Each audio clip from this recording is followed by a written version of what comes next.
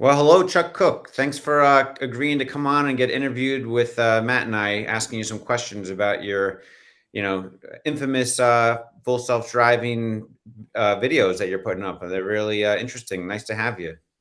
Oh, great. Well, thanks for the invite. Glad to talk about them. It's every drive is different, and I like to say when I'm driving, every problem has a solution. We just might not know what it is at the time. So I Yeah. think just letting everybody see it, make their own decisions and judgment is kind of what my channel is about, and what I'm trying to provide Tesla is good, useful data.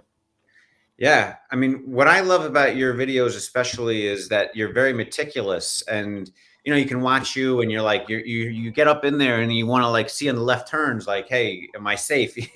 And it's really impressive, the amount of rigor and persistence you kind of will demonstrate the same turn over and over again on, just to kind of show flaws, or where there could be improvement. What's your honest impression? You just started doing the new beta 10 version, I think a few days ago. You put out a few videos already. What's kind of your impression, would you say, on this beta 10? Is it like one step back, two steps forward, but, or two steps back, one step forward? What's kind of your impression? Yeah. Well, first of all, thanks for the meticulous comment. That is kind of my modus operandi. That's my brain. That's the way I work. I like to think like an engineer. I'm trained as an engineer, but not a professional engineer. And getting into why it's doing things is kind of my fascination with it, even to the extent of buying more cameras than I really probably should to try to figure it all out.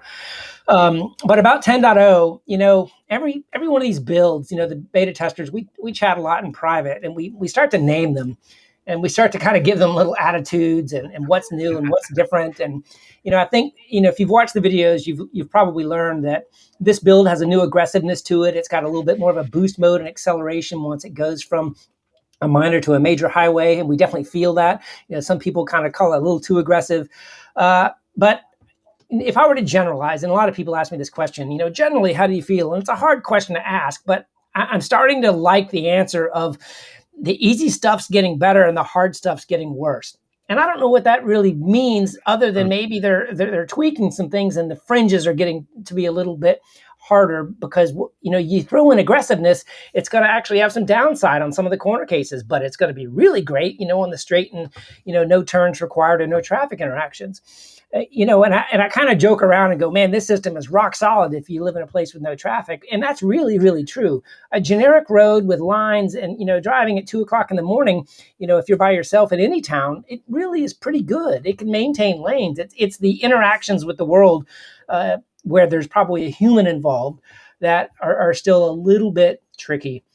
There's corner cases that they're going to work on with stop signs and stoplights, and it was looking at this light instead of that light, and it probably should have stopped, and stuff like that they're going to have to fix before you're really going to go wide release. I just don't think you're going to wide release this with stoplights and stop signs being run, unless you throw in a confirmation like they've done in the past, and that's a perfectly legitimate solution to this. In the interim, is to throw in some confirmations in the areas they need a little bit more data, or perhaps they don't have data from enough places to solve it. So yeah, I think 10.0 is a step, and I want to categorize this a little bit more. I really don't think we're driving 10.0. I think we're driving 9.3. I think in the rhetoric that, Elon has, on Twitter, there's probably some statements he doesn't want to go back on. And, because 10.0 is supposed to have this dual stack, which deserves a major revision number change, right? You're integrating an NOA and FSD. Hey, that goes from 9 to 10. This one, 10.0, it really just felt like another release. And I think there was probably something that they were working on that just wasn't quite ready, needed some more training time. They decided to push out 10.0, and now we're calling 10.1 the big step. Well, in software development cycles, that's a little wonky to call a major release a dot release. So that's kind of what most of us also feel, is that this is an iteration off of 9.2, and we're on kind of a 9.3 feel.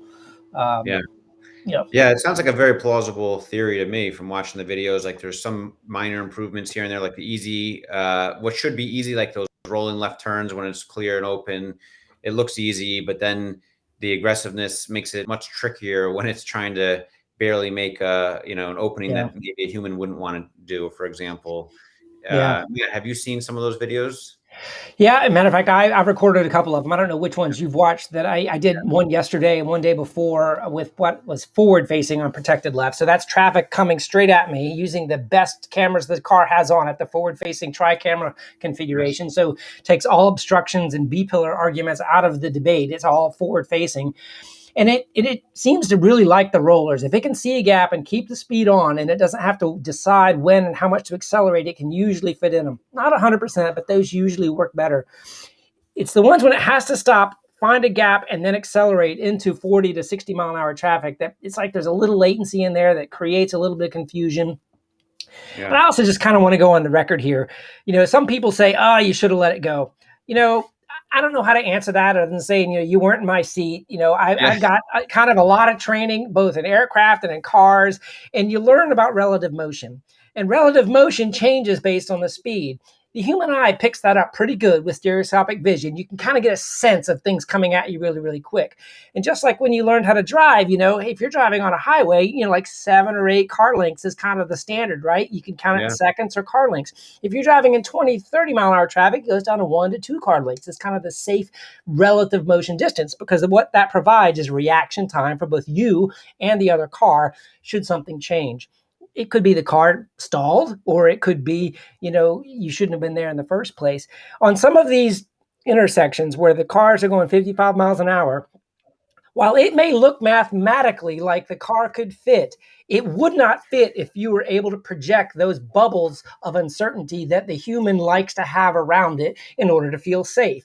If I'm crossing traffic and the oncoming car has to tap its brakes, I think that's too close. I don't think that we should be stopping the flow of traffic with these intersections, even though mathematically it looks like it could work.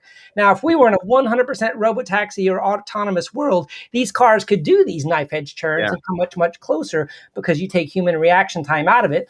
And when you take human reaction time out of it, then the bubbles get smaller again, because you have a tighter tolerance for reaction time.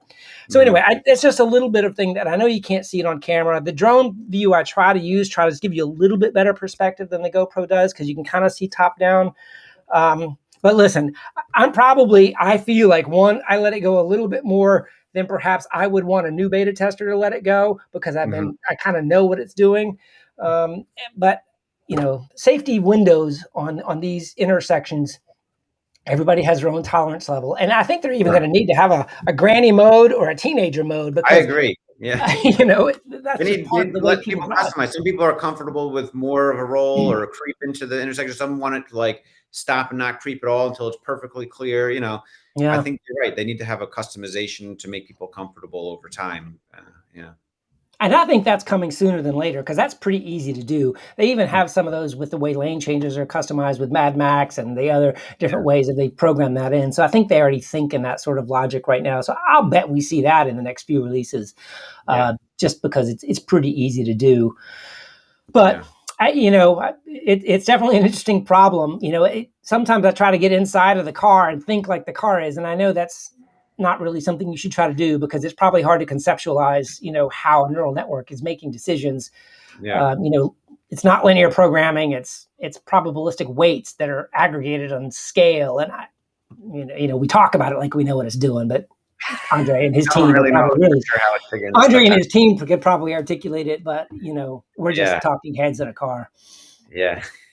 It is kind of interesting the way, the handling the same situation many times over will result in different outcomes. And you kind of wonder what adjusted within those probabilistic weights within seemingly the same scenario to give you different results.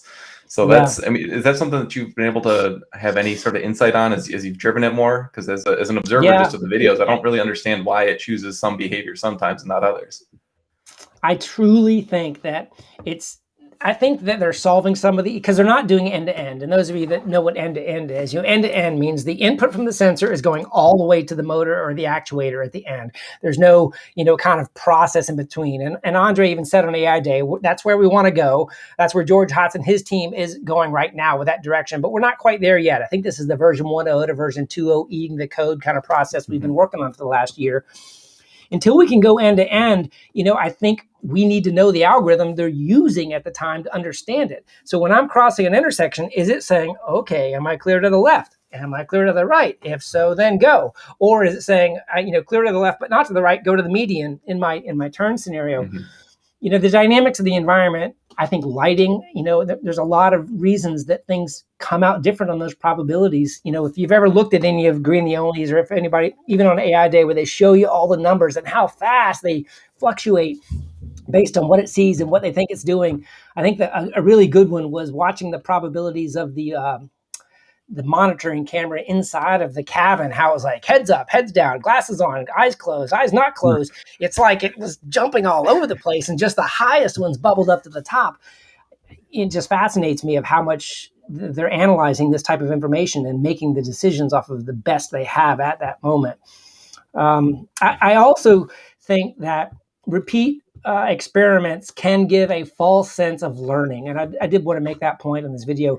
The car right now doesn't learn, in between builds. In other words, if I did that intersection 10 times and it does it perfect on the 10th time, it's not because it learned.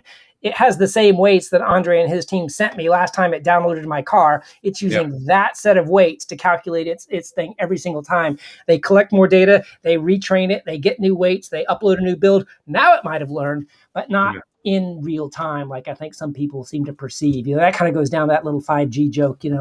These cars aren't using that kind of technology to do what they're doing. Yeah.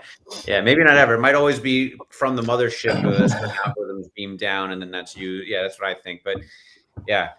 So how many builds has it been now since you started? It's been, I know it's been what, like 4, 5, 6 builds later since the beginning of your testing, or?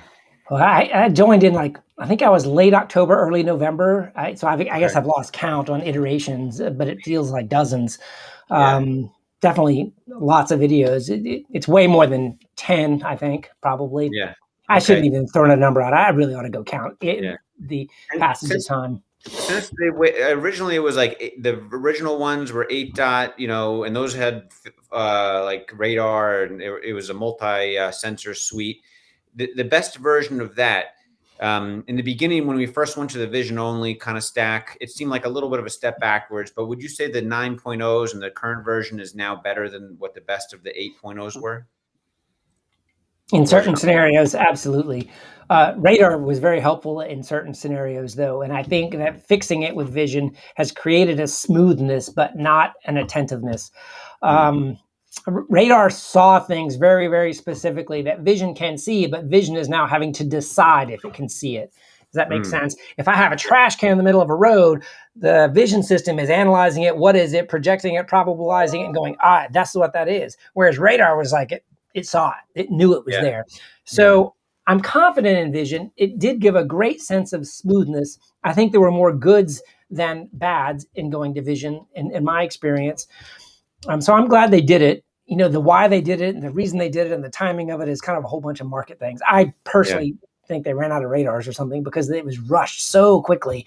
I happen to drive a Model Y Performance that has a radar on board. So mine has now been deactivated apparently, but that's still even tough for me to even know if they're using it in shadow mode, if they're comparing and things like that. But some of the other testers, specifically Dirty Tesla, has a Model Y I don't know if it's a Performance or not, but has no radar because it's one of the brand new ones. So, and we kind of have the similar experiences. So if the radar is used in any way, it's only in shadow mode without any evidence to the user. Now, those unprotected left turns, if you imagine from the first version to now, it seems to have gotten a lot better though, right? I mean, like in the beginning, it wouldn't do it at all, right? But now at least when it senses an opportunity, it attempts to do it.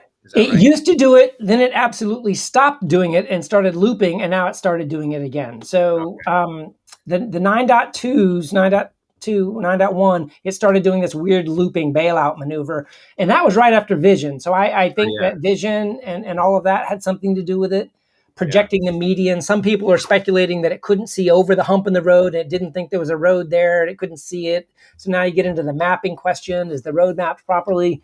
But on the 8s, it used to do it, but it did it without the right aggressiveness, and I think the same sort of vision timing speed issues.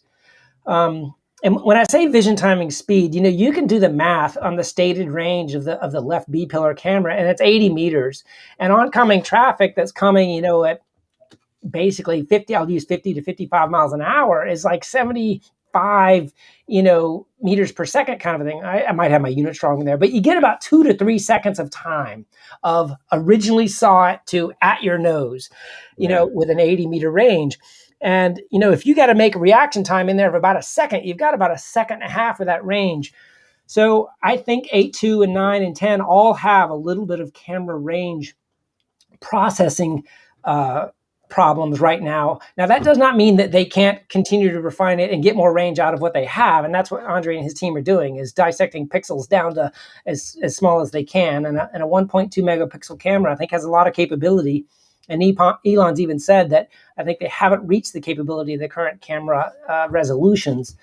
Anyway, that was a long answer to your question of it was good, it stopped working, and it's back to good, but it's better than it was originally.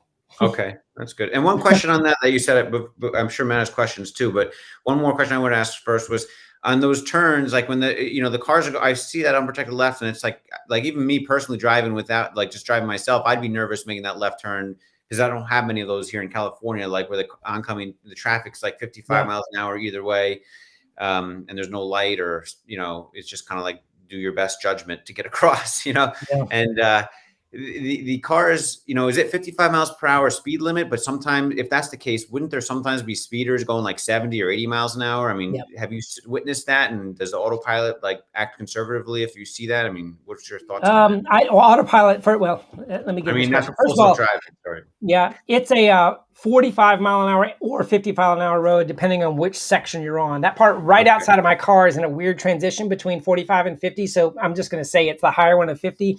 Yeah. And yes, you do hear motorcycles, showing off their tailpipes going probably 100 on that road sometimes, because it's a nice long straightaway, which teases people to kind of speed a little bit because it's so long and straight and you can kind of see what's going on. I do think that really, really fast oncoming traffic is difficult for it to handle right now. And there are speeders. And to your point, turning right and U-turning is a completely logical mitigation to the problem if they wanted to handle it that way. There aren't always good U-turn scenarios, and currently the car can't do a U-turn. It kind of says take over, unable to complete maneuver. And one block down from that specific intersection, there is a street light. So I'm kind of forcing it into the unprotected left rather than letting it go to the light or just to show off what it can do. Yeah. But some people ask me, aren't there a lot of accidents at that intersection? And honestly, I've lived in this house, in this location here for about 25 years. There are more accidents at the stoplight for people that run the red light than there are at the unprotected left from people jutting across traffic.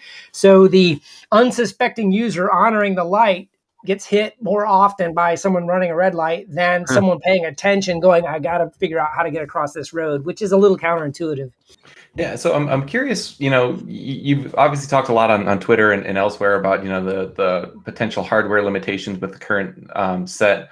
Elon has commented on that recently, saying, I think it's this next version, this 10.1, which maybe that's the actual version 10.0, as you were saying, that's kind of more the full stack. But he's commented that, the logic for this next step will be to kind of creep up forward a little bit. And then if it senses some danger, reverse kind of aggressively backward. So maybe that's a way to kind of get a little bit more than the 80 meters out of there, or at least to give you a few seconds more reaction time.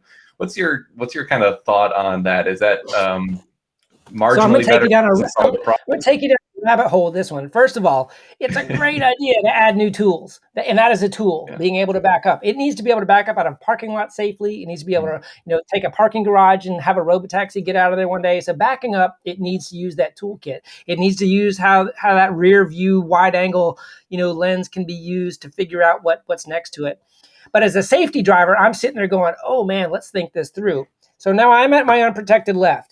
And I've got my foot on the accelerator and on the brake almost to sit there and go, which one is it? And then it starts to creep out. Now the car says, oops, I need to back up. It starts backing up and I press the accelerator to go. Which is it going to do? Is it going to go back or forward? Yeah. If it's in reverse, I need to know it at the instant it's in reverse, or I've now really got to let go of my disengagement features because I'm no longer really sure what it's doing. Is it going to go from D to R when it creeps backwards, or is it going to stay in D and just use this automatic reverse creeping thing? And then what if the situation comes up where I've got to disengage while it was reversing? Am I in reverse or in drive? Do I need to go back to drive before I can press my accelerator to go forward to get out of it? There's a lot of new nuances to that feature that I'm like, oh man, because I was sitting there looking to cross. I'm not even looking at my screen, and all of a sudden I'm backing up. Oh, wait a minute, and I can't press the accelerator now because now I could hit a car behind me if that's the way it worked. And maybe there's some safety features they can put in with automatic braking and stuff like that. But to me, it sounds confusing to the average driver to have to realize the car just changed your mode automatically without some sort of alerts or warnings. I mean, that does sound unsafe to me. And to me, it seems unlikely that Tesla would release something like that could shift gears without your knowing it, so maybe it is the sort of thing where the FSD would reverse to the point where it wants to, but if you hit the gas, it switches to drive, the accelerator switches to drive. Because I think you're right. I mean, if they really did shift gears without, some sort of either loud audible warning or something like that, that would be the worst outcome. But I don't see the upside of kind of shifting the gears automatically and then having the driver push the accelerator and that, more rapidly accelerate in reverse. Seems like there would be no upside to that. What if the forklift mode and my car beeped when it was backing up? Maybe it could do something like that. That would be very visible to me if it was like a forklift and I'm looking out here at traffic and beep, beep. Oh, hey, it's in reverse. Okay, I get that now. There's a lot of ways to solve it. I'm just, that one little tweet just kind of opened up a whole nother Pandora's box of what ifs, in that scenario for me. And they may have found an elegant solution, and this is all just a conversation about what could happen. Let's just wait and see how they deliver it. Yeah. The safe bet is that this conversation probably won't age well, even in 1 week's time when we have the answer. Like most of my videos, they're worth about a week. That's about it. Now, Chuck, have you gotten, you've been really great with the reporting of, I'm going to report the school zone and these left turns and all this. Have you gotten any feedback directly from the Tesla autopilot team or anything on any of your feedback? Or has it basically, as far as you know, could be going to a black hole? Do you have any idea? Yeah, zero feedback. And that may be by design. So I'm not going to second guess their communication mechanism. And to be fair with them, they have said your job is to just drive.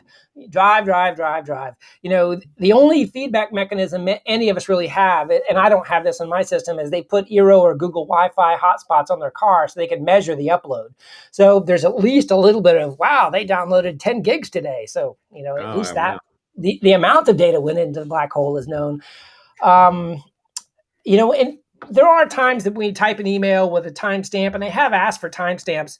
One time they wrote me an email. This is early on. I said, "Are you really watching my stuff?" And whatever. I had this intersection, and they replied from a drive I had about an hour ago with a cross section out of my car, and I was like, "Ooh, wow, that's kind of creepy." Yeah.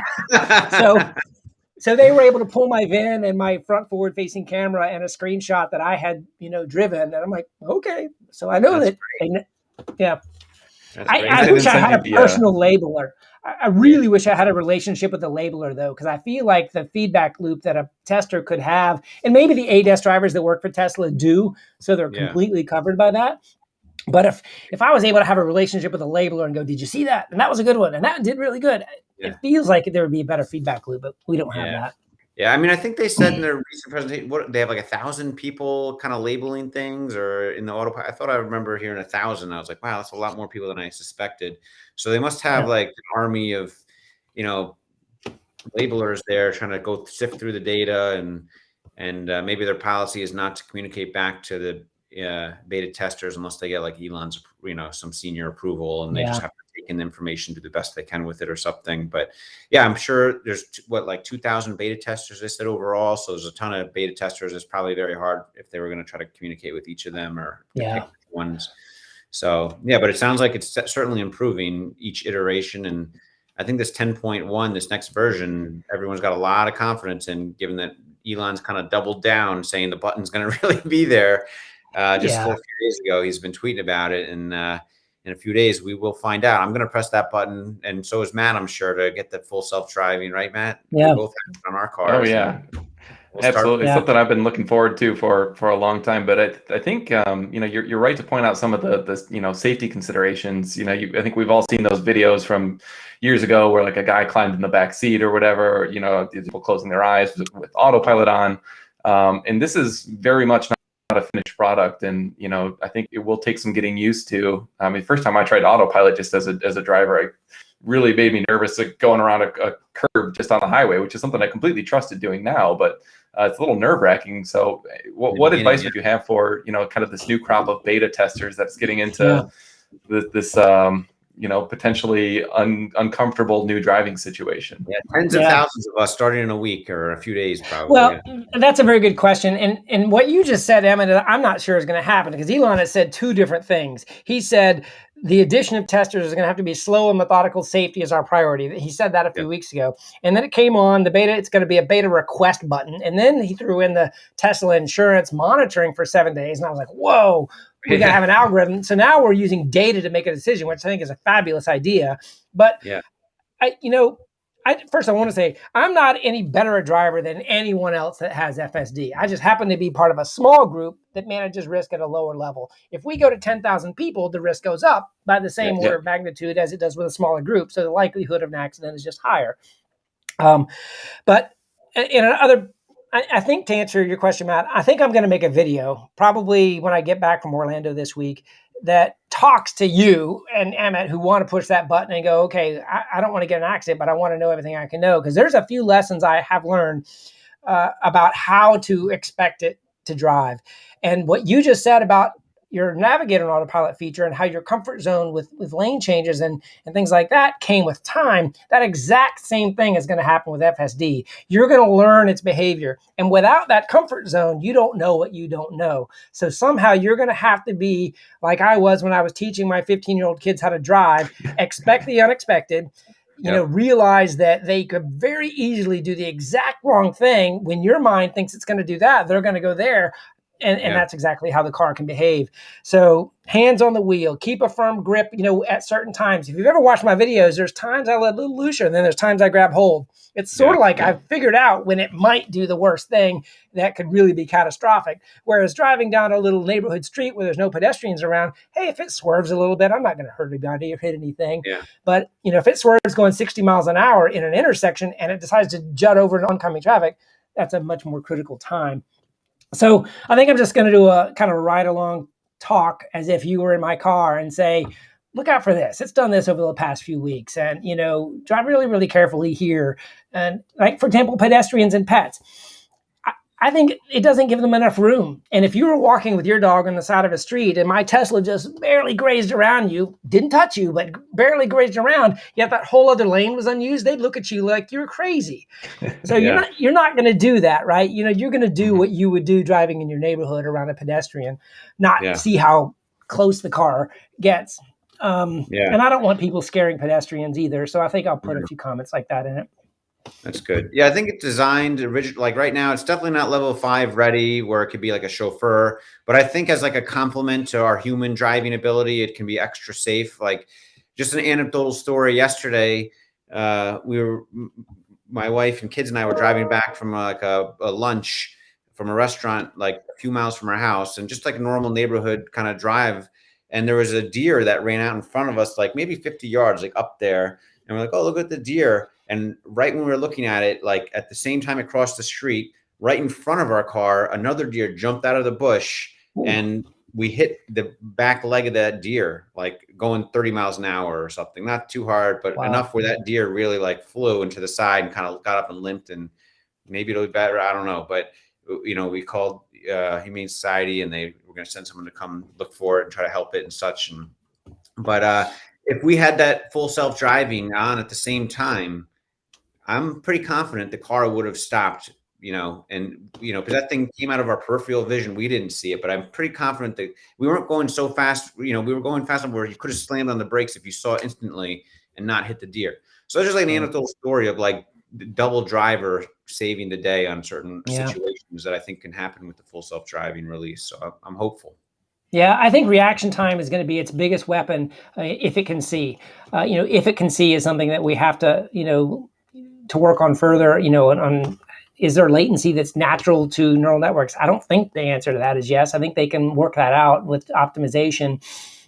You kind of brought up level 5, and that's an interesting kind of a little term. If you've noticed, Elon's kind of stopped using it. He's kind of like safer than a human, because that's something he can prove with data. And maybe it's his Tesla insurance data he's going to use to prove it. Now it's just a matter of how much safer than a human before the regulatory authorities will allow perhaps certain features in certain areas. And I think that road into removing the driver is the road we're going to be marching once we're confident. And I think it's going to be localized. I think the 10 times safer than a human driver is what he's referenced once or twice. And that means safer than the average human driver. And Chuck, I know you said you're not safer than I've watched your videos. I think you're 10 times safer than the average driver. not like maybe I'm like 3 or 5 times safer than the average driver, I think, because I've had a very good record or whatever, but I think you're 10 times so to get better than you personally is going to be very difficult, but to get better than the average driver, I think is going to be, they're probably almost already there. Yeah. And it's just a matter of statistics to show how much safer than the average driver. Yeah. Well, I appreciate the driver safety comment. I try to drive safe. And my point in saying that was I don't want to pretend I'm special being an FSD tester. I think I just happen to be somebody that they wanted on the team. There was a podcast I listened to. I don't need to definitely mention it. You may know which one it was, but it talked about the acceptance of autonomy mistakes. And 10 times safer, will society handle the amount of drunk driving accidents or perhaps human-caused accidents at a certain level, but is 2 autonomous cars the equivalent? Or is the media going to be so bad on the first death caused by a robotaxi or somebody not in the driver's seat that the entire thing gets shelved for another 10 years? A few other analogies. Why don't we have autonomous trains other than at about 5 airports in the country right now? They're on rails basically, and they still got to pay that guy to pull the lever. Yeah. Obviously, they're not using neural network programming to solve that problem yet either. But I think that the society's acceptance of autonomy is perhaps the next barrier we're going to get into to see how far and how fast we can get there. And I think there'll be certain localities, maybe in Florida where I live, down near Central Florida, we're going to be like, bring it on, we'll do it. And then you'll get these pockets that allow it very soon. And then everyone else is going to watch going, hey, maybe we want that too. And that's probably how it's going to happen. So you might end up in the level 4 range by zip code rather than by Tesla's release date. I could see that. Yeah. So Chuck, you've caused probably no small amount of conversations in the Twitter world with kind of your commentaries around the B pillar camera and that sort of thing. Is your contention that you could get to maybe level 4 or some degree of better than human, just with having these more tools in the bag, like rerouting and handling U-turns and things like that? But that maybe, to get to, true level 5 and just better, higher degree of safety, maybe you can get 3 to 4 times safer than a human with the current hardware suite, but you need, a new hardware set to get to 10 times safer. Is that a fair characterization, or how would you kind of categorize, levels of safety and the autonomy capability and how that might change over time?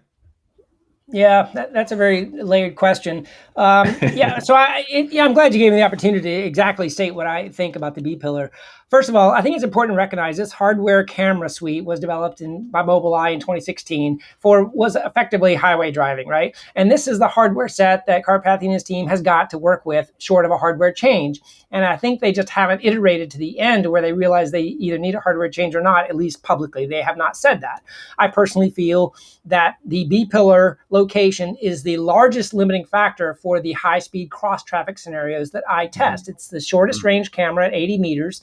I don't know if it's the shortest or not, but it is only 80 meters, and the forward-facing cameras have up to 250. And with high-speed traffic, and that's the only one looking that direction. So very clearly, I feel the current camera suite will get FSD in everyone's hands. I don't think we're going to be allowed to remove the driver from the seat on the current camera configuration. That's my personal opinion, and I really hope I'm wrong on it. I drive it every day, and I'm like, I don't know how they're going to solve this scenario to the point where a regulator is going to be like, yeah, you can come out of that seat for that scenario, or completely mitigate it and geo-constrain it to not allow certain things. And now you're in the scenario of no driver in the seat, and it gets stuck, are we going to do the Waymo, send out a driver to save it kind of a scenario, which is a plausible solution, pull over to the side, wait on somebody to come out and get you, or are you going to ask the passenger in the back to get in the front and pull it out of a scenario? It will get stuck in certain scenarios in its current camera configuration. It just wasn't designed for every scenario. It was designed for 360-degree view when you're on a highway and there's no trees or obstructions that you could possibly encounter. A lot of people disagree with me on this, and I'm sticking my heels in the ground because I believe in my conviction from my own testing. And I'll say it again, I hope I'm wrong. I just don't think I am. Time will tell. I think hardware 4 is probably going to be our first opportunity to get any additional cameras, because I don't think the hardware 3 board has any additional video input jacks to even add another camera for a retrofit. So, and the cost to a public company to make a retro like that can be debated with the amount of cash they have. Is it worth their time? And if you really look at what you bought with FSD, it does not say robotaxi anywhere on there. It does not say level 4 anywhere on there. It says city streets. And back to my point, I think they're going to deliver that just fine, but you're probably going to be in the driver's seat right behind the wheel. I'm guessing they're completely speculating, and I hope I'm wrong. Yeah, but I think it's a very valuable viewpoint to, I think throw into the whole conversation around this, because I think there's a tendency among some bulls, myself included, I want it to be true that, my car as it sits today can be a robo-taxi in 2 years. But I think it's very healthy to have that conversation and look at the counterfactual or the counterpoints to that argument. So I really appreciate you kind of bringing that to light. And I know you've spent probably more than your fair share of hours defending that on Twitter and on YouTube and everything. So appreciate you kind of taking the time to raise this, I think, very important question. I think Elon's also, and that's his job, not having a PR department, to use Twitter to his benefit of getting the attention his company needs or wants for many, many different reasons. And he's very effective at it. But I think that we've over projected the path that a neural network will achieve a certain goal. I think we're here and we're going to go here, and that path is projected at its maximum. And I think every time we have we remove radar, okay, well, we're going to lower that angle of the slope a little bit again. Okay, maybe we've got another scenario that we haven't solved yet. We're going to lower the slope again. And all of those decrease in slopes on improvement, I think, are disappointing to the public, because we keep thinking we're a few weeks away from something, but we keep hitting these little roadblocks. I think the neural networks are going to be able to achieve amazing things. I just don't know that we're very good yet at projecting how fast those things will come. Yeah, I think that extra, camera placement, like you mentioned, is probably the prudent thing to do in their next iteration of hardware and so forth. But I wouldn't be surprised if the current camera placements with the backup and all that if they feel confident enough to kind of release the full self-driving, and then, the next iteration, or suddenly the new Model Ys are produced with a different camera placement going forward, and suddenly the Model 3s and such. And then you'll have like a difference in insurance costs for those cars, like the insurance will be lower for the cars with the forward camera placement than the cars that we have now, for example. And that's where they might make up kind of some of the difference. But I think, it almost seems like there's no harm in them putting the camera farther forward. Like, what's the worst that happens? It doesn't change much, but I think the best processing capacity is the only downside, right? You need more processing capacity if you add cameras. If you're moving cameras, you could argue it's the same processing capability.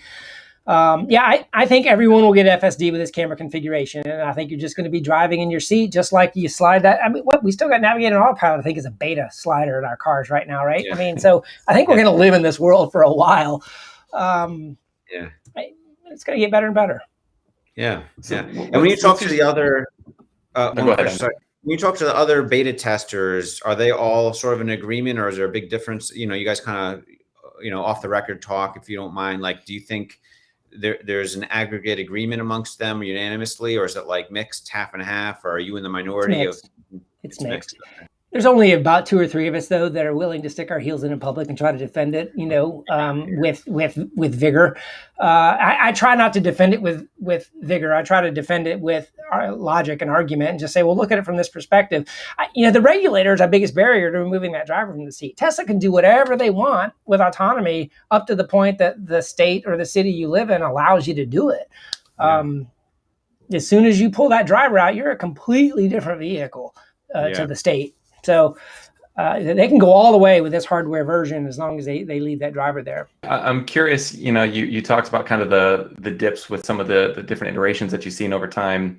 It did seem, maybe looking in with the benefit of hindsight, that they kind of reached some asymptote with the software set that they had, kind of trying to integrate hardware or the vision with the radar and some of the decision making around that. Is it your sense that the pace of these updates has quickened since then? And just thinking of what the next 6 months may hold, if they stick to this kind of 2 month or every 2 week new update, maybe that could quicken the pace of the progress relative to what we've seen historically. What's your kind of sense on well, the last build we got pace? was 5 days later. That was an impressive week, although we don't really know what they changed, and it was such a tiny fix. I have a feeling it was an attempt to fix some large bugs that they saw, but I don't think any of us have noticed what changed in 10.0.1 from 10.0. I'm hopeful that the major code change behind Tesla Vision, in that hiatus we had for a couple months of updates not coming, is behind us, and now we're marching forward on a 2-week cycle. It feels like the feedback to integration loop is about every other build, if that makes sense. Like right now they're working on 10.1 is probably in training right now. It's probably getting built out to deploy on Friday if we're going to stick to that timeline. So they're probably working on taking my drive today and throwing it in 10.2.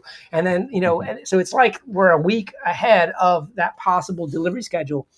If we can maintain that kind of a cadence, I think the basic stuff will get better all the way to the limits of the hardware, unless something changes again.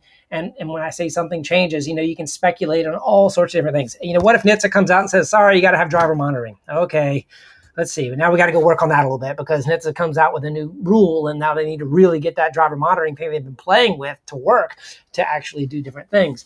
I just made that up. I'm just trying to think of other things that could railroad them into having to lose focus. Chip shortages, who knows? I mean, to this point, they feel like they've been pretty lucky by being able to write their own firmware on whatever chips they can get a hold of, and avoiding that major chip shortage that most of the other car manufacturers are dealing with. So I'm confident that this current build cycle will allow faster improvements like we were back on the 8s before we had the Vision switch. That was a nice pace. And there's energy around a new build coming too, whether it be Twitter, whether it be YouTube, whether it be the news. I don't know. It seems like there's energy around what might be coming. And then sometimes there's a letdown. It's gonna, sell the dip. The other question I had, so I got a ride from Chris from Dirty Tesla in beta back in February, I think it was. And it was really impressive back then. But one of the things I noticed is that it doesn't really change its driving behavior for snow on the road. And we're kind of getting to that season, obviously not in Florida where you are, Chuck, but here in Michigan, winter driving is a very real issue. What are your kind of thoughts on how Tesla can safely learn from this upcoming winter season and do so safely with potentially a huge crop of new users who are going to have this whole other additional challenge on top of everything else that currently exists with beta driving software or safety? So snow is one example of a good question. And you go back into level 5 conversation that Emmet brought up earlier. Level 5 theoretically means you could drive in a hurricane. Okay, well, does UPS have their truck drivers driving in hurricanes? No, they don't. They have them drive when it meets a certain safety criteria. So now you have to come back and say, what is the safety criteria that you would drive as a human?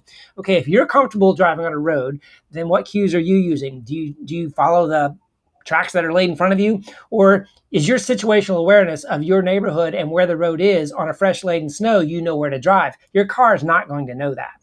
Especially if we've seen GPS errors where it thinks it's in the other lane, and then it sweetens up and it goes back again. So that is a very challenging dilemma to say. I don't think it is ever going to have intuition. Now, it can have experience if it can map the globe, and I think Carpathy even said on AI Day that's theoretically possible to have enough data to map the globe, and that would mean time and data to know things like that. So the cues it has are all it's going to have, whether it be dirty, wet tire tracks in front, or in some parts of the country where they put up the little orange sticks that mark for the fire department where the fire hydrants are and things like that. although it doesn't see very skinny things very well right now. So that's a little bit of a limitation. So hopefully you get the beta button and get to log a lot of miles and see what it's doing. But I have seen some scary scenarios where it doesn't know where the edge of the road is, and there's a fall off into a ditch or a levee, and you can actually kind of fall off the edge of the road if you go too far. And I think, in a 1 or 2 feet of snow, like where you live, that could be really dangerous. Yeah. I think that the biggest thing that at least wasn't addressed way back in February is, and it's not an impossible thing, but you need to accelerate more slowly, and you need to brake more quickly, on top of just driving more slow in general. So that's something that I don't think will be too hard to implement, but to my knowledge has not really been implemented yet with the FSD Beta program. So I'm kind of curious on the timing of that. It's another one of the things we'll have to wait and see. But you raise a good point too, just about the difficulties of even staying in the lane on fresh snow. I remember Elon talking, I think it was a year ago, about just how difficult it was to render or to identify curbs just based on like the gradient of different shades of gray that they may show up as. Well, if you put some snow that's kind of gradually layered on top of that, your human brain can kind of see that dip and intuit what that is, but that's going to be a whole other set of kind of training nodes that Tesla's going to need to work on. So there's going to be a whole host of new problems, I think, that they're going to be working on over the winter. Snow and ice. Yeah. Snow and ice. Up in the Northeast, and I don't know if they do in Michigan where you live, do you ever put big rocks on the edge of your road so that people don't make ruts in your yard? Some people have those kind of. We got a couple of those in our neighborhood. You sort of use rocks as the "don't drive in my grass" kind of thing. Now imagine when those are covered up by snow, and if it's above the rock height, and now the car is trying to predict it. It doesn't have to miss by much to be in a pretty serious kind of a scenario with a dented rim. So those are scenarios that I don't know how to solve yet. And I'm not going to pretend to have any ideas there because I don't live in that world. My equivalent is rain. And I have put a few videos out on complete whiteouts with rain. And it's actually done pretty good on its prediction path so far. So I don't want to put a limitation on what they can do. I just don't know how they're going to do it yet. But that's what. I did see on your. I think it was your Lowe's trip that you just posted this weekend. It started raining pretty hard on the way home, and it was handling it great. To me, that would give me an extra sense of security. It's over the side where you were letting the autopilot or the full self-driving do its thing, and it was doing well. So that is a good contrast description also to your point about the snow and the curbs and everything like that. In that scenario, I was trying to describe how that glare from the sun and that sun shower on the lighter concrete with a slick of water, I was like, I think the lane is right here, but it had pretty well mapped lanes. So maybe it was a higher incidence angle it saw, or maybe it was just projecting where it thought the lanes were. I don't know. But either way, I keep getting impressed by some of those things. Which always brings me back to don't assume you know everything and just let them keep working it and try to give them good data and feedback. And, don't get upset when things don't meet your expectations. Just, as Dory said in that Disney movie, just keep on swimming. Just keep on swimming. I keep on the quote, like, don't let perfect be the enemy of good. If there's serious progress and they're going to save a lot of lives statistically, of course, there's going to be a couple deaths, I'm sure, caused by autopilot, full self-driving, but statistically, it's going to save a ton of lives, I think, overall. Yeah. So, I totally agree. Yeah. Now, a question for you, Chuck. Like, you must be showing some friends or family members this, right? What is their impressions when you drive with the, full self-driving? Are they more nervous than you, I would assume, because you're sort of used to it? Or what do they think when they sit in the car and you? My wife absolutely will not let me turn it on with her in the car. Won't do it. Wow. I mean, she gets angry if I turn it on. If I try to sneak it on and she's not paying attention, next thing you know, it does something. She looks over and sees it on. I hear about it. So that's one data point. Okay. I have I don't drive a lot of people. Nobody's really asked me much, but when I go down and visit coworkers or things like that, and many of them want to buy Teslas or have a Tesla but don't have FSD, I'll give them a ride. Their initial experience is like, whoa, kind of a thing. And I'm like, oh, wow, he's kind of freaking out about just the jerkiness. I'm like, well, I guess that's back to that point, Matt, you were making. The unknowns of when you first get it, you're going to be like, I thought it was a great recent example watching Rob Maurer on his first drive in it. I think you could see the expression. He had a camera on his face. I don't know if you watched that one, but you can you can kind of see the newness. And you kind of see, whoa, what's it doing? And I'm like, it's doing that. It's been doing that for the very years. beginning of that video was hilarious. It's something very strange right off the bat, and Rob was like, "Whoa, what's this?" Yeah. I think that's the most recent example for everyone to realize that's how you're going to feel. At first, that's kind of how my friends do it. It's really like when you have a kid that gets their learner's permit, probably, and you put them in the car and you let them drive, and you're probably, as a parent, like super nervous watching your kid try to navigate roads, and oh no, they're going to go to the highway for the first time. What are we? It's like probably really scary. But at least with the full self-driving, you actually have authority to take over any instant you want. It's not just like completely watching something else drive. It's a little nicer to think about that. And if we ever do get to robotaxi, I imagine the first day I let my car go pick somebody up, it's going to feel like that first day I let my 16-year-old go somewhere by themselves. It's going to be like, I'm not there anymore. I can't protect you anymore. I hope you learned everything you need to learn. I imagine it'll be that same feeling. Now, one thing you did that was interesting, I think recently you have a kind of a new setup, a hardware, you kind of like installed some extra stuff. Tell us about that. I mean, it seems kind of interesting, a little bit of a different presentation videos. First of all, Frenchie and this guy, Adam, I'm not going to give his full name out unless he tells me to, but they collaborated on the technical details behind the monitor. There's a TI chip and an LD chip behind our screens, and this technical specifications on the back of the TI chip show some LVDS outputs. And there is such a thing as an LVDS to HDMI converter you can get. So basically tapped into about 15 pins that were about the size of a sharpened pencil tip. I mean, in my eyes, I had to use mega magnification to do the soldering job. Wow. And then tapped that in, got a buck transformer onto 2 of the diodes on there. So we got 5 volts of power, or 12 volts of power coming off the board, downgraded to 5 volts of power to go to power the board. Now I got an HDMI output. And now I created a kind of basically a video capture device. So I'm not videoing the screen anymore. I'm capturing it. So I think I'm the only one other than Adam that's done it themselves. Everybody else paid for Adam to do it for them. But I was like, I'm kind of into this kind of a project. So I bought a couple screens, one used and one new. Cracked the first one trying to get the glass off. And then the second one, it took about an hour with the heat gun to get the glass off to break the adhesive. But once I got it off, the soldering, took about, 3 hours of soldering, and it was kind of fun. But, that's kind of the thing. So that was the screen capture, if that's what you're talking about. And then I put a 360 cam on the top of the car at the B-pillar location. And then I've got the GoPro inside. So I've got 3 different video feeds I use on most of my videos now, if I'm not doing a B-pillar or a headlight cam type of a demo. Oh, and then the drone. So I guess the drone on occasion is the 4th video stream from overhead. And so you set up the drone too, all yourself? You do all this yourself on these drives, and you like drive somewhere, launch the drone, and then you're like, all right, I'm gonna start doing the drives. So the drone isn't, the drone is monitored by a drone operator, but it's not being flown. I typically put it up where I want it to get. I frame the picture, and then I have a drone operator monitoring it. When my son's in town, he's usually the one and he kind of does a little bit more flying, but right now, this time of year, it's not my son doing it. But kind of a funny story is I actually, on one of my earlier videos, somebody reported me to the FAA for flying a drone over traffic. And as a professional pilot, being reported to the FAA is not something you take lightly. It's kind of like, oh gosh, this is not good, But ultimately, they were saying I was flying in a no-fly zone. I was flying under a no-fly zone, not in it, and that was verified. They said, okay, well, you were flying over traffic. I'm like, I was actually flying over the median. I wasn't flying over traffic, so we resolved that. But I'm like, okay, next time I won't fly over the median. I'll fly over the railroad tracks and look at it from a different angle. So I had to answer this entire investigation. Wow. But ultimately, they said, and you don't have your FAA 117 license. And since you have a tip jar on your YouTube videos, you're monetizing these and you're making money off of drone videos. So I had to go back, and I kind of conceded, you're right.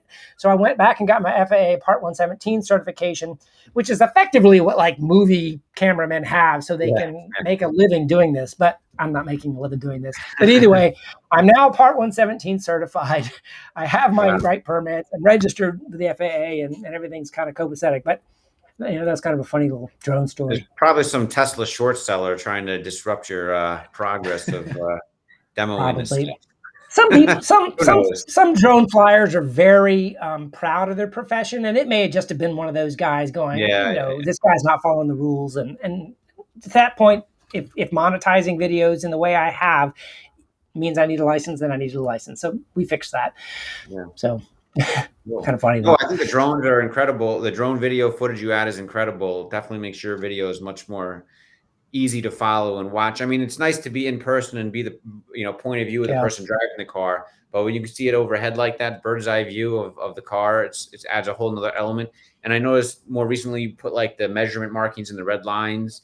That's really cool. Yeah. So I think you offer a lot of data and effective. Well, really those so I bought a little laser rangefinder to get those ranges right. You kind of like you're at a golf course sort of thing, and it measures it pretty accurately. And I use meters because that's where the camera ranges are stated in meters.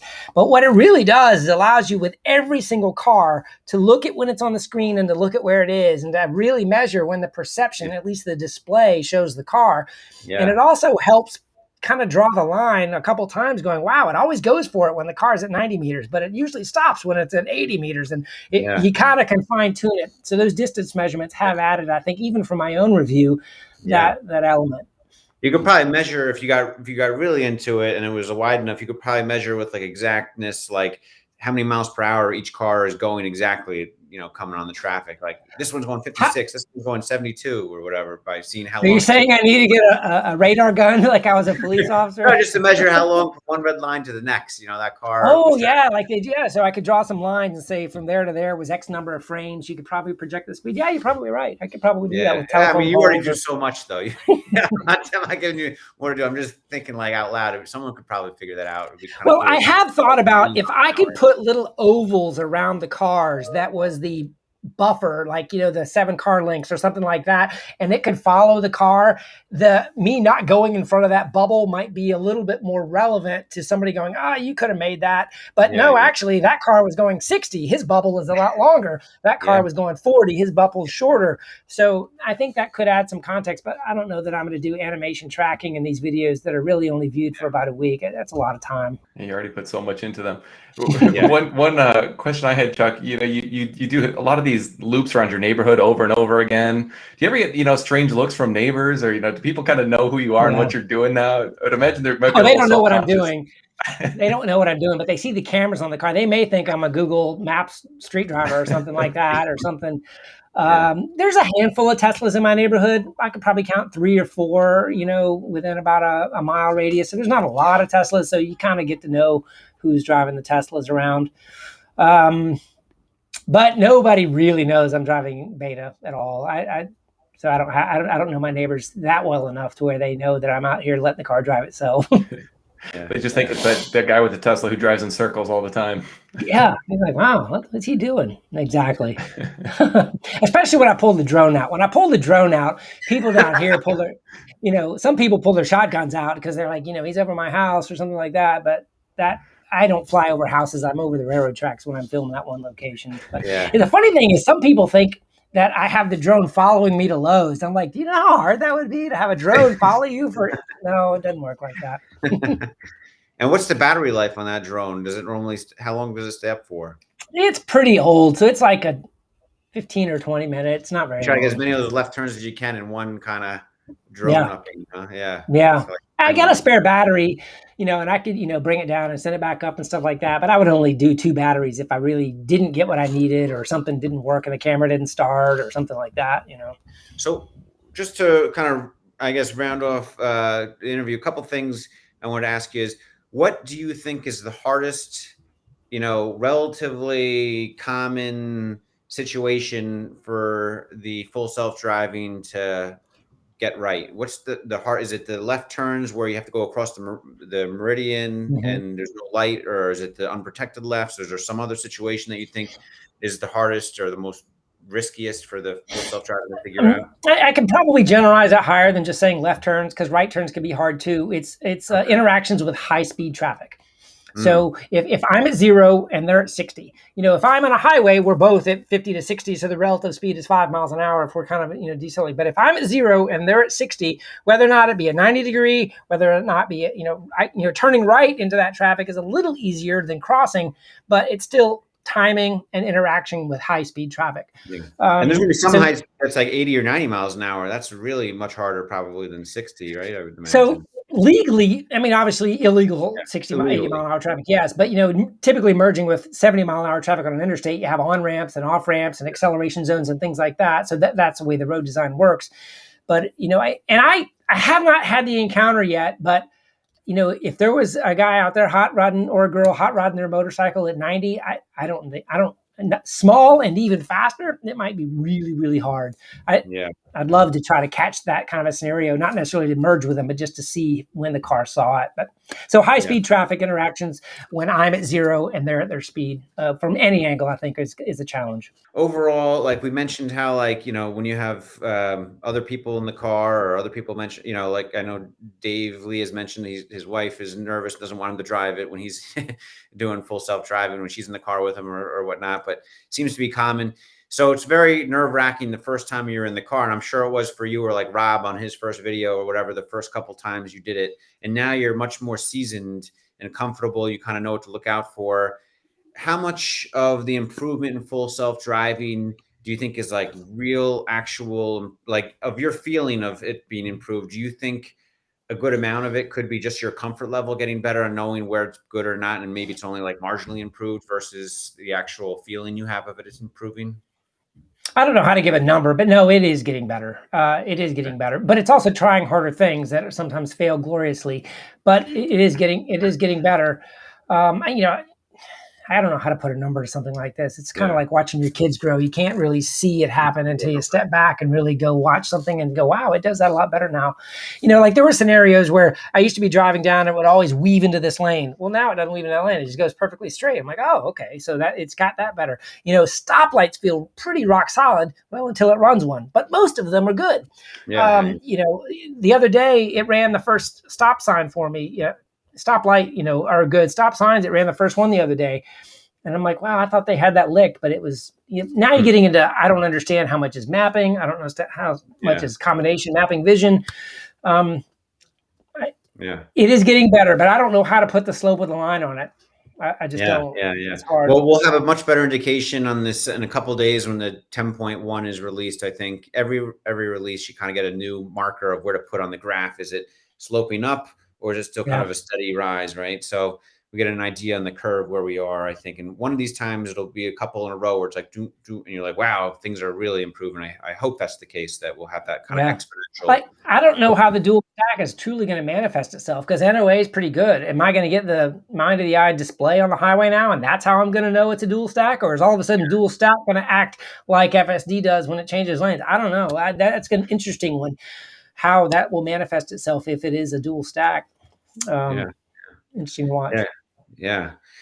So great, Chuck. It's been wonderful having you on and chatting with you. Really appreciate it. I know a lot of people love watching your videos. Really commend your efforts there. It's really invaluable service to the whole Tesla community, and just the further efforts of saving lives with people driving. The faster we can get this full self-driving workable on a massive scale, I truly believe, more lives will be saved. So you're really contributing to that. Really appreciate it.